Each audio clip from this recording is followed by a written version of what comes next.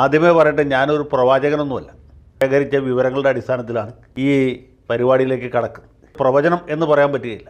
സംസ്ഥാനത്ത് പൊതുവിൽ UDF അനുകൂലമായ ഒരു സാഹചര്യം നിലനിൽക്കുന്നു എന്നുള്ളത് നിർമ്മത്സര ബുദ്ധികളായ ആരും സമ്മതിക്കും. ഇടതുപക്ഷക്കാരുടെ വോട്ട് ഇടതുപക്ഷ സ്ഥാനാർത്ഥിക്ക് നഷ്ടപ്പെട്ടിട്ടുണ്ട് എന്നുള്ളത് വളരെ പ്രധാനപ്പെട്ട കാര്യമാണ്. ഒരു കാരണം എന്ന് പറയുന്നത് നമ്മുടെ കാരണഭൂതൻ്റെ ഭരണത്തിൻ്റെ ചില സവിശേഷതകളാണ്.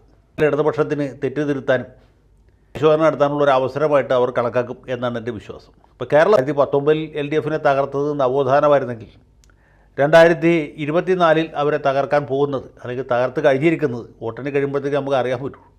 അത് തീർച്ചയായിട്ടും നവകേരളമാണ്, നവകേരള സദസ്സാണ്. 140 മണ്ഡലങ്ങളിലും ബസ് യാത്ര നടത്തി സർക്കാരിൻ്റെ ജനകീയ അടിത്തറ ശക്തിപ്പെടുത്താമെന്ന് ഇദ്ദേഹത്തിന് ആരാണ് ഉപദേശം കൊടുത്തത് എനിക്കറിയില്ല. ജോൺ ബ്രിട്ടാസാണെന്നാണ് കേൾക്കുന്നത്.